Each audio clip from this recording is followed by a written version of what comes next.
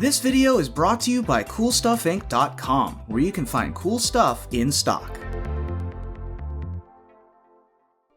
Hello, and welcome back to another day in the arena. It's me, it's CGB, today in the arena. The conclusion of Shark Week, but not the end of the road for Shark Week and a half. Yes, this is where Shark Week would be coming to an end with Shark video number 7. But Shark Week and a half, Strictly Superior, will continue a bit longer. This, of course, to show you the many uses of the CovertGoBlue Shark token. CoolStuffInc.com, link in description. And today, we are playing Blue-Black Control with the Wincon of Shark Typhoon, and only Shark Typhoon. And this is very close to, almost exactly, a deck that I played recently, where the deck had 1 Shark Typhoon, 4 Voracious Great Shark, and 1 Crawling Barons for Wincons. Forget it. Don't need them. Just play Shark Typhoon. Easy mode. So yeah, 4 copies of Shark Typhoon. No other ways to win the game, except for possibly milling the opponent with Didn't Say Please, I guess. But that's very unlikely since you usually outdraw your opponent.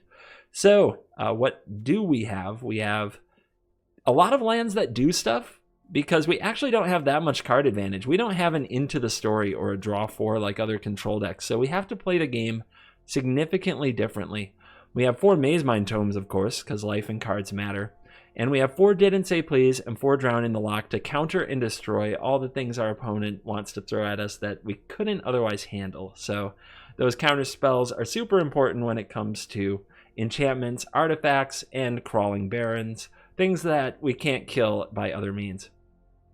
Meantime, we spend the rest of our time killing everything. 3 Extinction Events, 4 Heartless Act, 3 Eliminate, 4 Essence Scatters, 4 Jwari Disruptions. Although we often play this as a land, it's a very good counterspell in the early game. And 2 Cling to Dust to get rid of those pesky escape cards that keep coming up over and over. Since we have no other use for our graveyard, we can exile our graveyard just whenever we feel like. It's another card advantage engine, sort of. The other pseudo card advantage engines that make sure that we get to our end game the right way are 4 copies of Zaggoth Triome, 4 copies of Temple of Deceit, and 4 copies of Castle Vantress. You can cycle these or scry. We don't have any ways to shuffle our deck, so these scries very much dictate how the rest of the game plays out. We have no Fabled Passage or anything of that nature. So when you scry with Castle Vantress, you end up having to put a Shark Typhoon on the bottom or something like that. You need to be able to get back to that Shark Typhoon so you can actually set up your end game. And here's your end game: a Shark Typhoon on the battlefield, or like 20 lands and a Shark Typhoon that attacks in one swing. That's it. That's how we do it. You have to set it up carefully and try to save counter spells to protect your Shark Typhoon and get ahead of the opponent. So make sure that you are scrying carefully. Make sure you're hitting your land drops. Make sure you're getting all the counters you can into your hand. Make sure you're not countering things you don't need to counter. If you can remove it, or hit it with an Essence Scatter, or hit it with a Heartless Act, or hit it with Extinction Event, it's important that you save your counters, because they have to protect your Wincon. And of course, that's all assuming that your opponent actually is willing, in a best-of-1 ladder environment, to see your Wincon. Most of them will just scoop way before that. Someday, I'm going to make this video. I've decided I have to do it. People will hate me for it, but I have to do it. I have to make a video of a deck with no Wincons whatsoever, just to prove that you don't need them.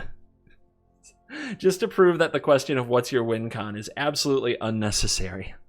Of course, after I make the video and people watch it, you should never play the deck, because people will actually play it out and make you show them the Wincon. But I honestly believe that the average participant on ladder, and I'm including myself in this, is too weak-minded to make you show them a Wincon, and that they'll scoop way before that happens. But anyway, that's not this deck. This deck has a Wincon. It's Shark Typhoon, one of the most awesome self-contained Wincons that there is. So, with that all said and out of the way, ladies and gentlemen, Cool Kids Club Dojo, let's dive in and let the Shark Typhoon nonsense begin. Good hand, good hand. We'll kick it off with a little Scryland. Castle, yep. One of our card selection engines, and make sure we hit our land drop. Although it's not untapped. Opponent leads on a vessel. Somebody playing clerics out here. We'll set to blue. We'll need at least 3 blue to activate the castle itself, and then 2 other blue sources. May as well get it out of the way.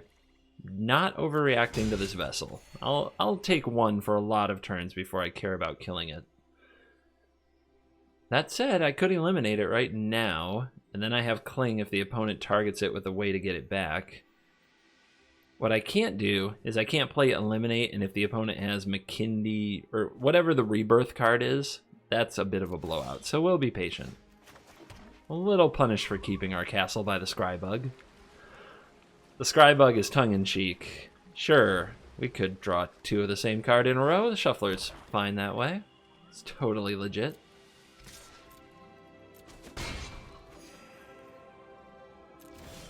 Stay patient. Stay patient.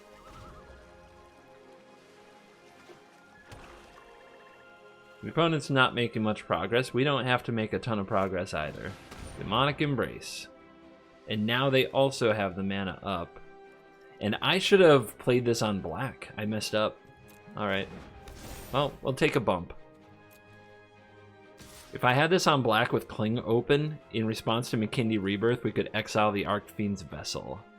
Or we can just shoot this down, and if they have it, we can drown the token. Who cares? It's a 1-for-1. Like, this is 1, then they get the token, that's the other 1. Plus we get rid of the Embrace. Who really cares? They get the Village Rights. Not that surprising.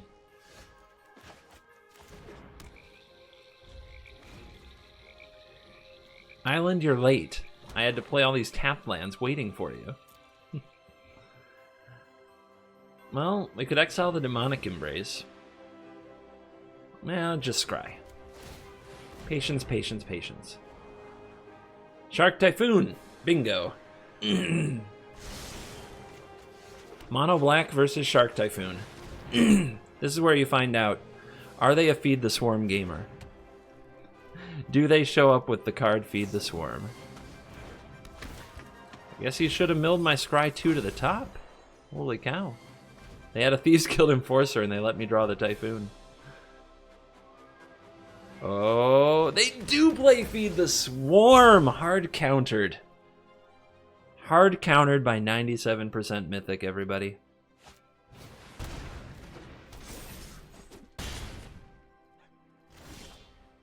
What a day to be alive.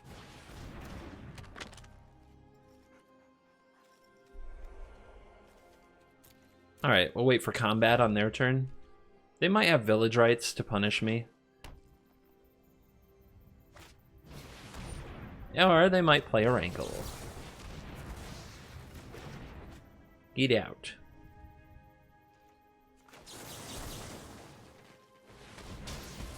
And get out. And we'll save this to draw cards. Because card advantage isn't something we have a ton of. We really rely on the tome. What? Okay. I think I can kill this. Power and toughness are each equal to 20, minus the highest life total. So if I can get... Oh my goodness. Oh my goodness. Saddle up. Oh yeah. Oh baby. 3 life.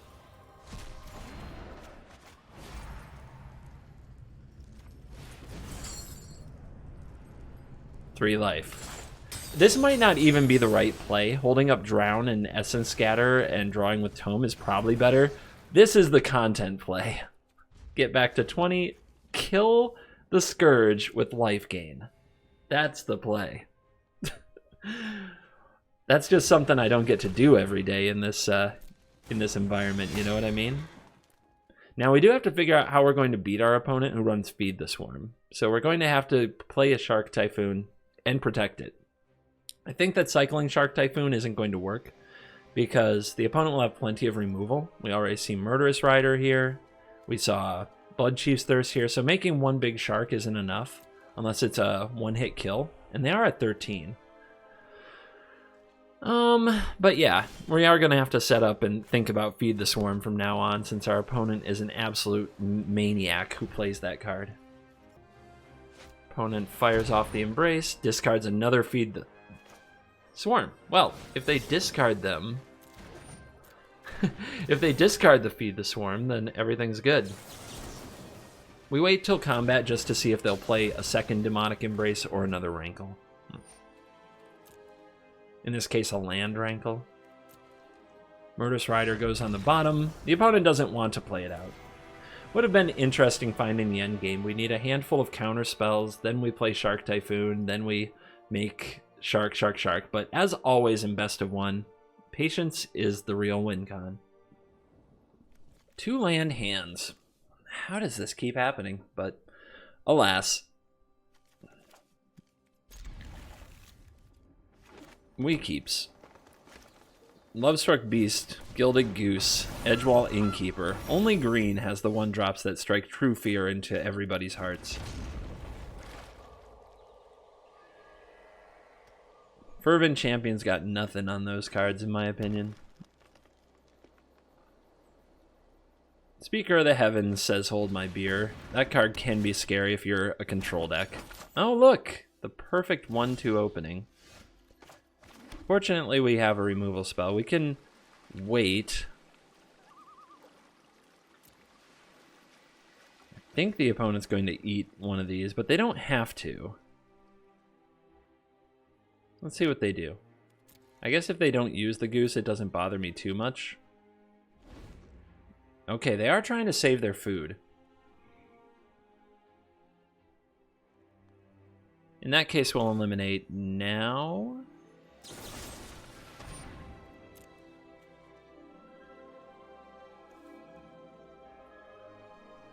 It's interesting that they're trying to save their food on our end step. Maybe they don't know about goose, eat food, use trail. I certainly didn't know about it until I saw somebody else do it. It looks simple, but it's just not the kind of thing that sticks in your head. Oh, they do know. Okay. They do know. I hope your trail whiffs. 2 Turn Timber Symbiosis. Okay. Alright, Feasting Troll King. So what do we need to draw to beat a Troll King? We need to counter it on the way down, and we need to limit all other food sources.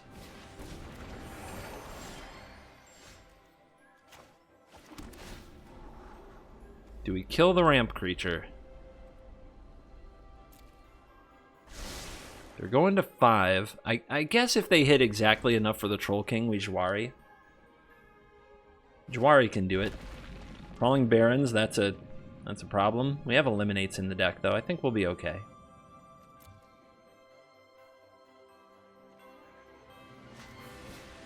Another goose. We have to kill that. Man, they are they're putting us to shame so far. They are kicking our butt. Like we're not even in this game.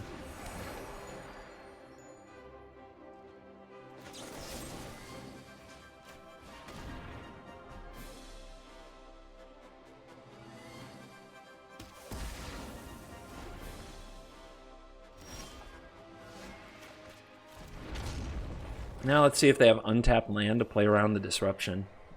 We kind of want them to, and we don't want them to be honest. We want both. Alright, they don't have an untapped land, or if they do, it's going to be the post-cast Land of Shame. If they have land Gilded Goose, I'm going to cry, though. Oh, it's a tapped land. Okay. So this is for even, so if they do get their troll back somehow. Still, like, if they sacrifice to the troll, the Trail of Crumbs goes off. It's just so bad. We can't let them have another food. We have to stop them somehow. And we have to locate and eliminate to stop the Crawling Barrens. Okay, they just drew this, so what's their last card? What's their last card.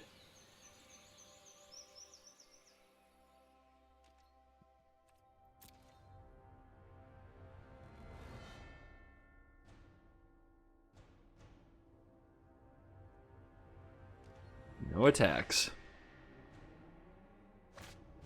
And they go for a Brontodon. Do I care about a Brontodon? Kinda no. It's definitely not the scariest card. It can kill a full-on Shark Typhoon, but I don't think I want to counter it. I think I want to Heartless Act it. And I don't feel like I need to do it now. I feel like I can make a 2/2 Shark here, try to hit my land drop, and draw into more good stuff, and then worry about a Brontodon.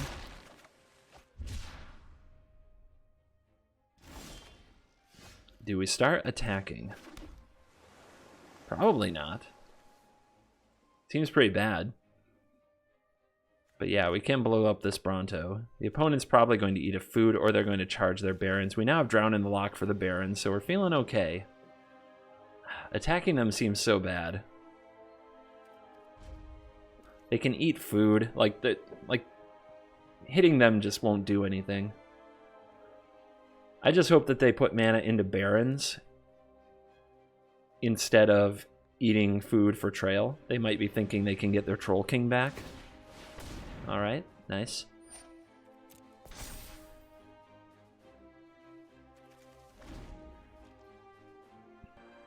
Touching all of the cards. Checking what they all do. And just slamming the great frickin' henge. Nope. Nope, nope, nope. We're not doing that game.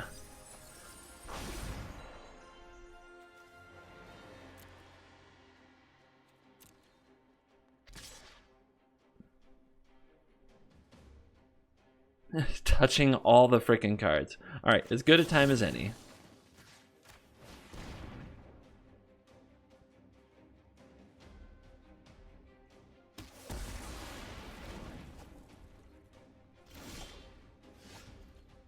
Another counter and a Drown in the Lock. 2 Tangled Florahedrons that don't even want to attack me. Alright.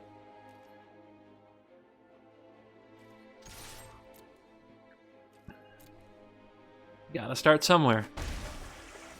Gotta start chipping at the mountain.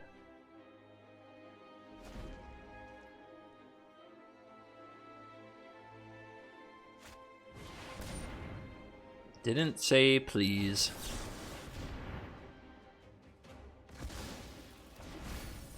Second Troll King in the yard, but still only 2 foods on the battlefield. We're trying to keep the food down.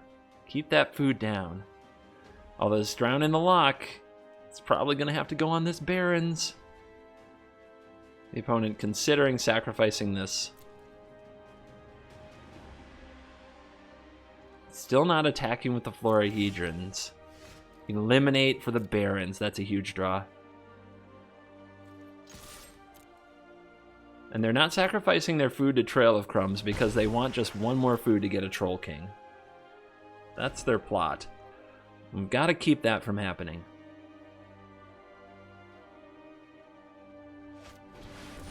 Another henge off the top. This time they tap out completely.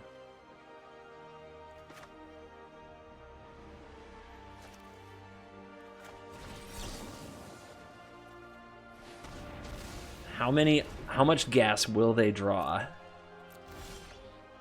Oh, we needed that. We needed that last turn, but I guess they could draw another henge. So do I save it? What are the odds of that? With 2 henges down, they probably only have 1 left in the deck. It seems really unlikely that this is a counter spell, even though they're not playing around it. Alright, they draw land.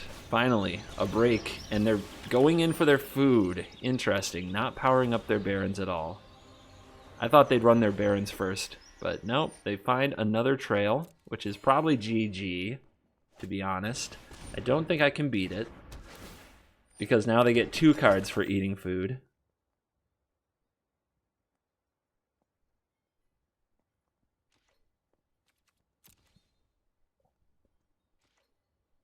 All right, do we scry or do we make a 3/3 shark? I think what we have to do is scry. We can't beat the trail, so we have to slam the Shark Typhoon and try to win from there. And I guess we'll keep it like this so that we also hit a land drop while slamming our Typhoon.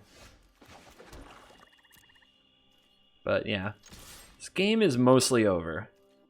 They're just too much card advantage, too much life gain. We'll need everything to go really perfectly from here.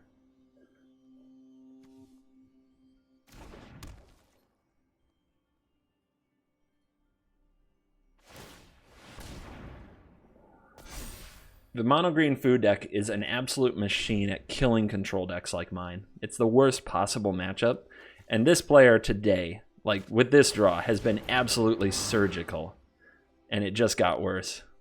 Although, actually, that's not that bad, now that I think about it. Why didn't they use the castle, though? They missed a big opportunity, I think. They should have used the castle and had another mana, but I don't know. I guess that's just one more damage. Oh no! Really? They draw another Brontodon? Alright. I've had enough. I've had enough. I do not want to play this game anymore. Alright, on the play. Removal, counter, Typhoons. Let's go. Hoping that we're not playing mono green food again. Usually the Dragon Horde is a mono red deck. Apparently not today.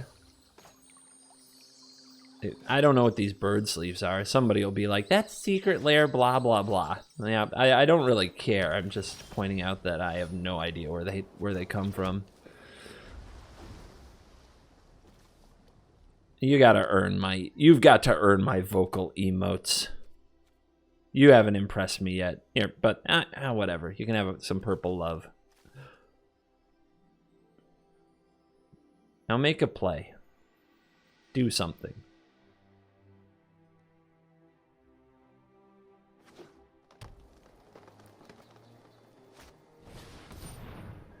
Sure. Fodder. Kill them all. Bring out the green-white token decks. Like shooting fish in a barrel. No. You didn't say please.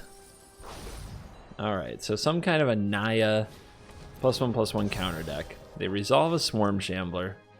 That's an annoying card. We'll see where this all goes. They got to double spell on turn 3, so they got to get something on the board.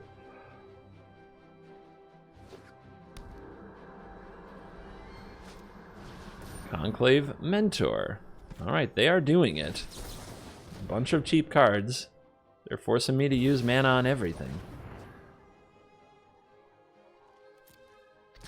Ooh, aggro. Maybe we'll catch them with the Shark Typhoon next turn. And they hold up 2 mana. Is that a Bone Crusher Giant? Maybe.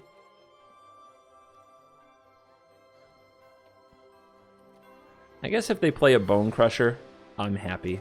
Because I get to Extinction Event the odds.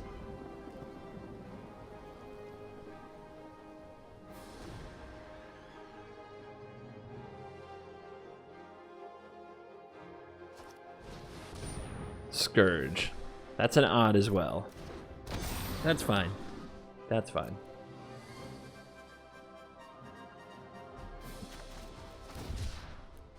Alright, make an even.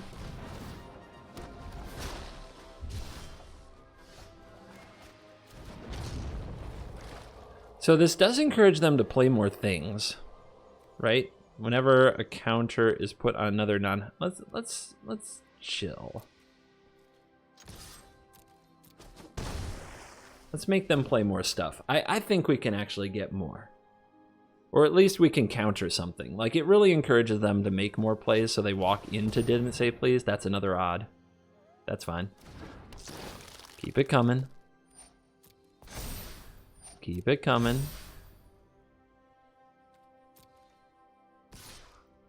Gladly take it. Swarm Shambler. Alright. A little bit more. I'll take it.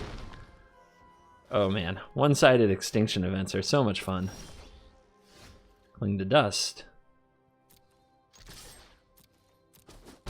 Take this. Odd. And pass the turn. Felidar retreat. And that gets to resolve. That's gonna be a feisty one to fight with. Good follow-up to a sweeper right there for the opponent. What do we play? Let's go ahead and cling something to draw. We're going to need to draw more action. And another Shark Typhoon. There's a drown. Let's go for a tome. A little bit of card advantage, crucial. We'll threaten a block here. The opponent might try to turn this into a 3/3 in response to try to get through the shark, and then we can eliminate the cat beast. Interesting that they didn't use the Fabled Passage first. No blocks. I'll take it. I'll take it. We can chill. I'm still trying to get them to use this passage. It's not like they're going to draw endless lands with a deck like this, so we can wait out the retreat.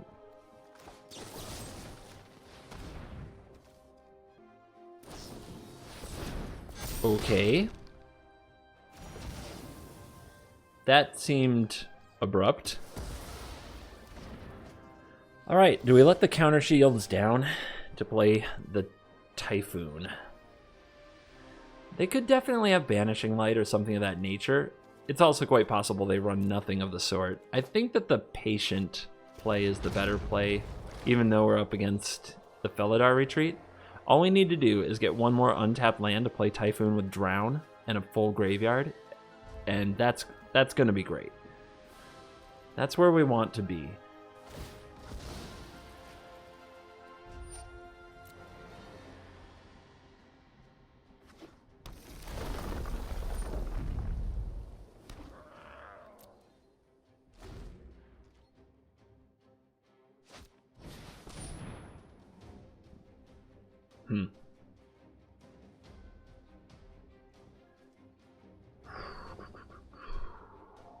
Three, play a counter 4. I don't know. Maybe we don't need to cast the Typhoon. Maybe we ambush here.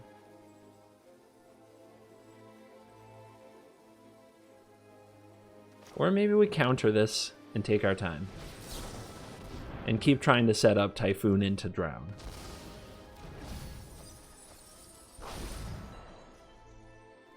Horn Beetle. That's something. Down to 9. Let's draw. It's not the land. That's the land. The promise of the hard-cast Shark Typhoon lives on.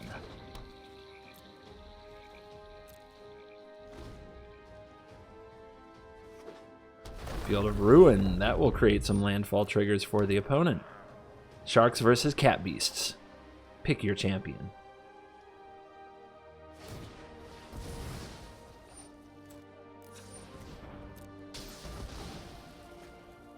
We can tap it for mana in response to being targeted. I don't think I'm actually going to use it here, though. I need to hold up Drown. It's just something that I like to show people. Something that you can do. A lot of people don't know that in response to a land destruction spell, you can tap for mana, and in response to Field of Ruin, you can have extra mana. It just goes away at the end of phase, like you saw there. But it would have made a huge difference if I had, say, 3 mana instead of 4. I could have drawn with Tome and held up Drown in the lock.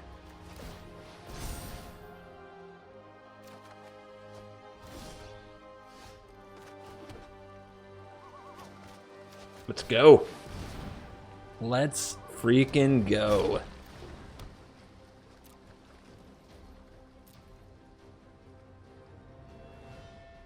Felidar Retreat versus Shark Typhoon.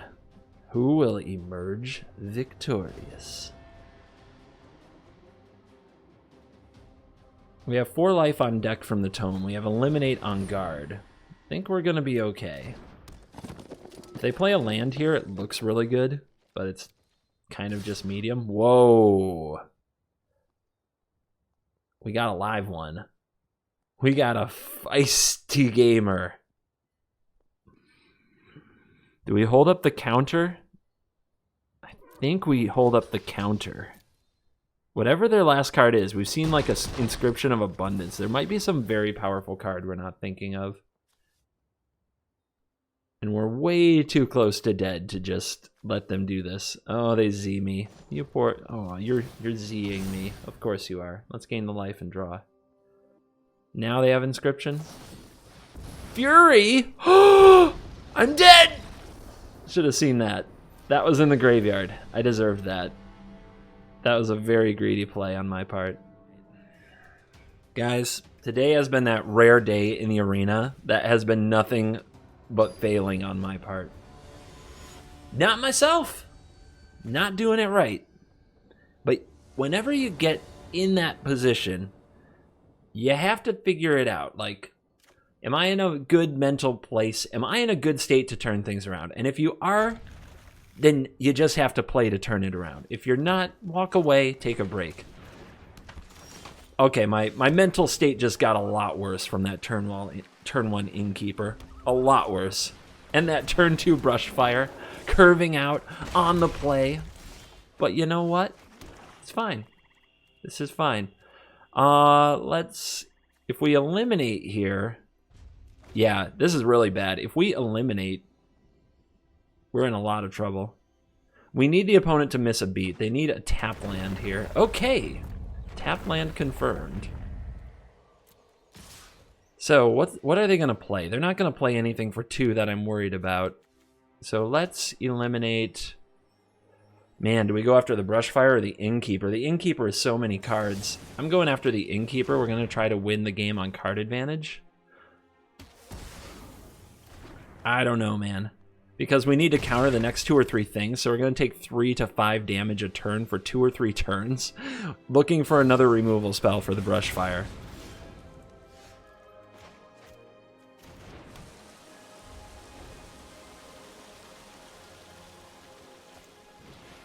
Yeah, nice one. Nice one. Easy Fabled Passage, of course.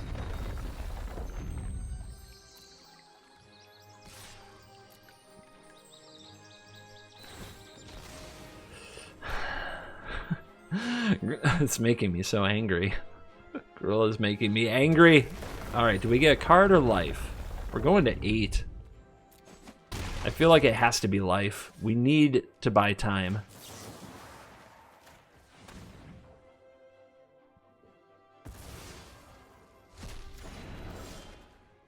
Oh, that's a beautiful card. That is a beautiful card to see right here.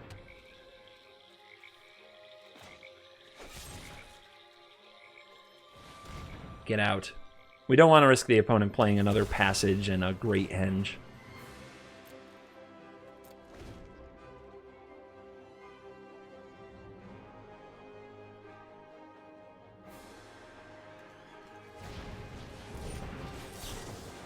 Nope, nope, nope. Come on, Wall of Nope. Just run them out of toys. Just run Gruul out of toys.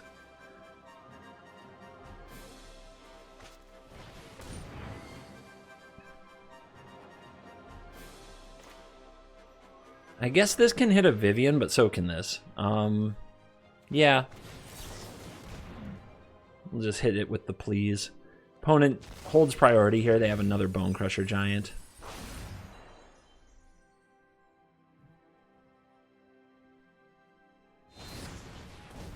Ta-da.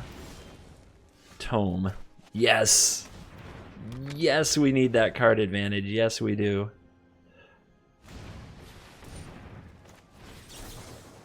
Kill everything, counter everything. If we counter it, we don't have to pay the 2 life for targeting it. Land. Okay, they're down to 1 card. We're down to top decking here. Oh, I want this. But it enters the battlefield tapped and we already have 1. Let's scry to the bottom. Okay. Okay. We have Cling, Heartless Act, Typhoon. Our opponent has 2 mysteries. And they're saying go. Let's draw.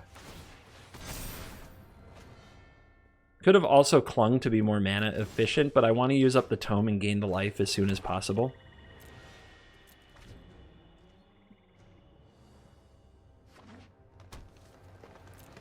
Again.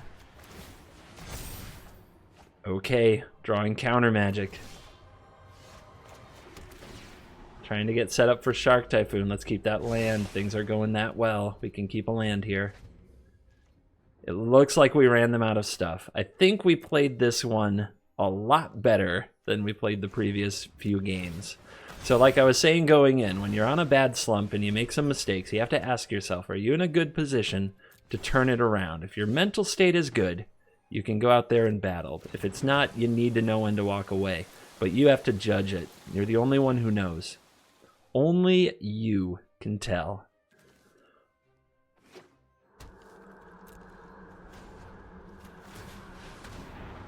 So I'm just trying to hit lands. Just keep hitting land. That's the plan. But I'm going to float that counter spell, because as long as we counter things, they can't win. And the opponent sees they're in the Scry 2 counter everything you do lock, and they scoop. It's a good hand, and it's on the play. Let's do it. I think we lead on this, because we really want Didn't Say Please available on turn 3. I would say 80% of my disruptions end up being lands anyway. Miria's Call, huh? Could be control, could be aggro, but it sure is white. Let's get rid of that before it turns off Heartless Act. Now it looks like white aggro.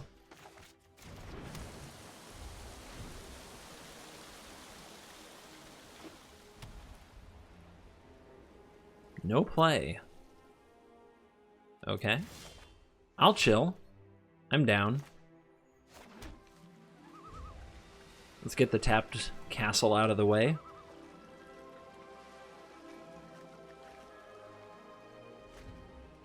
What held priority that whole time? Shepherd of the Flock? Probably.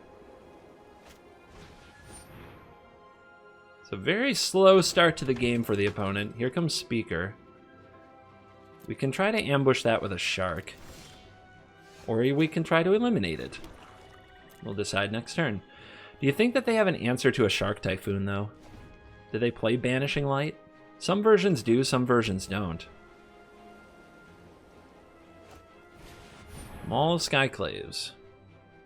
Okay. I think we let that equip. And then we try to eliminate. The opponent uses Shepherd of the Flock. We can counter it.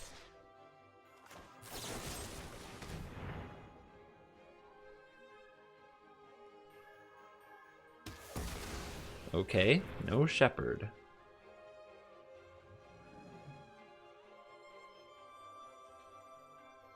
Weird. Very weird. But I will take it. We broke up their Sky Mall. 2 extinction events against white. It's one of their absolute nemesis cards. What the heck hand did they keep? They go for an Archon. Maybe this is what they plan to defend with the Shepherd. But what enchantments do they have? I'm going to let that resolve. Because it's even and it makes evens, so I don't think it can run away with the game on me. And we get this Scry to try to hit land drop number 6. And we do, and we have another Shark Typhoon. How many Shark Typhoons is too many?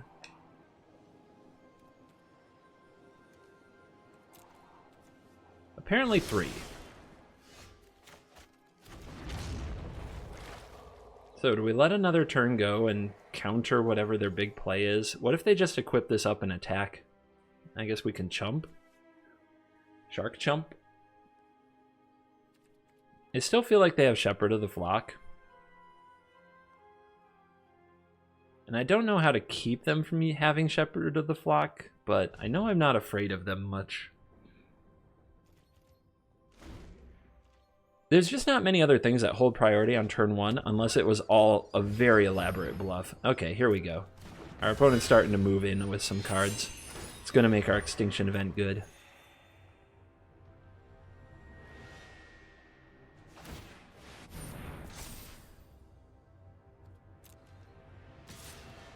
Slow and steady, slow and steady. So we want to play Extinction Event, and we want an untapped land so that we have Didn't Say Please and Extinction Event. Because from there, it's going to be really hard for the opponent to recover. So we need to scry to an untapped land. Easy. Very easy, actually. I'll keep both to try to get to Shark Typhoon Didn't Say Please if we can. Alright, come on, play that Shepherd. No. Maybe they just don't have it. They have Light of Hope? That's what they have. That's what's holding this priority. They have Light of Hope. Yeah, we did play around Light of Hope with the Heartless Act because we cast it while they were tapped out. So, yeah. That's what it is. Heliod's fine. Needs other creatures to be good. And if it ever does turn on, Extinction Event on Odd gets it.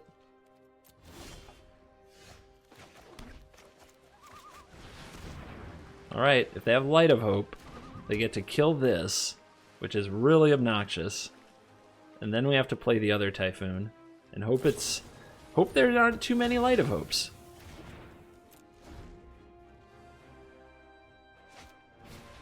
Okay, they found Bounty. What else? They really might have another Light of Hope. Oh my goodness. The tilt's gonna be real. But we still have Extinction Event. We're doing okay. That's a good draw. Untapped land would have been fine, but this is a good draw too.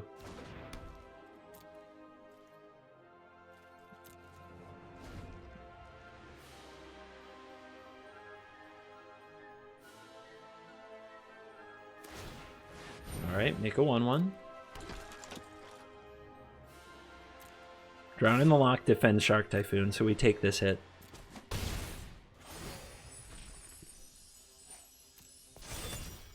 I'm trying to wait for Heliod to turn on to Extinction Event. I think with enough patience we'll get there.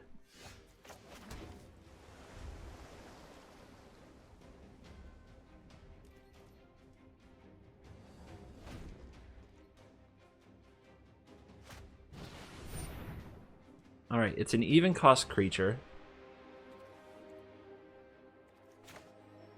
Yep, let's hit it with Didn't Say Please and make a shark.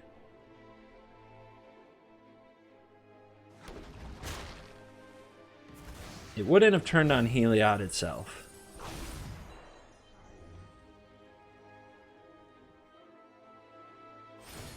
Okay, they give lifelink to the token. If they attack with a token, I'm blocking for sure. Alright. Down to 8. Counter on the Bounty. Another counter on the Bounty. The opponent's really trying to milk the Heliod. Eventually I'll kill this, I promise.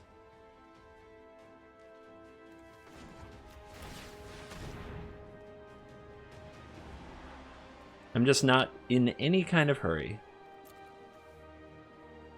Tome is perfect. To keep the cards moving.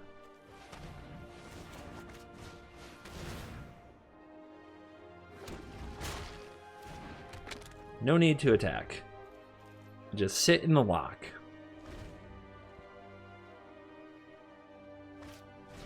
Glass Casket is fine. That's why we didn't attack, by the way. They could have forced me to make another shark instead of chump block. Up to 4. There we go. So this gets it up to 5. Does the opponent kill me? They do. That's unfortunate. I still want to get rid of this Heliod, so I could let this resolve, and then what? Let's see what we draw.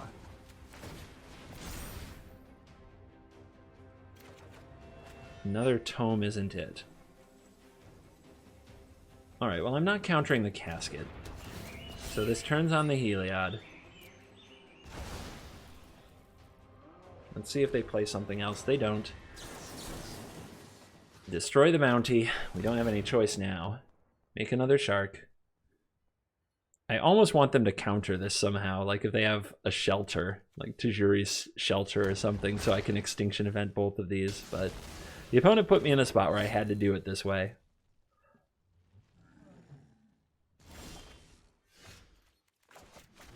Yay, more tome. Once you start piling tomes, you're doing just fine. Make sure we have blockers for Heliod. Skyclave Apparition. I don't want to give up my tomes.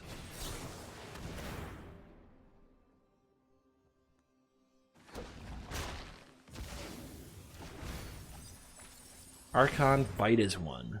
Okay, another little trick from the opponent.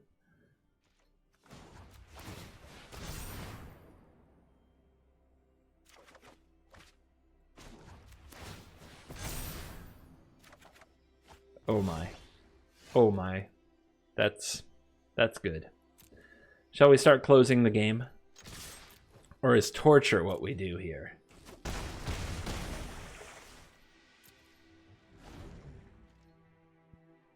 Down to 27. Skyclave Apparition. You still didn't say please. You didn't learn your lesson. White mages. They just never remember to say please. They're supposed to have such good manners and be so civilized.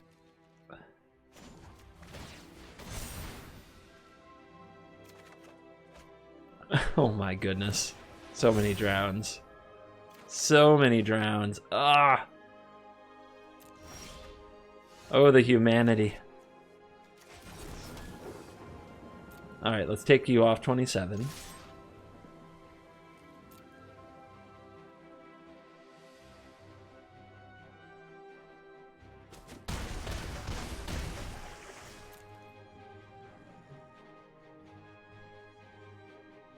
Would you like to give a shark lifelink? Those are your options. At least that I know of.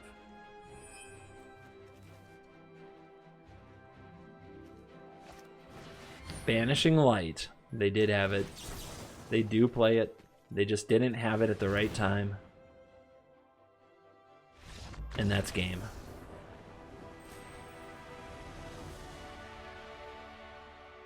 A sky full of sharks.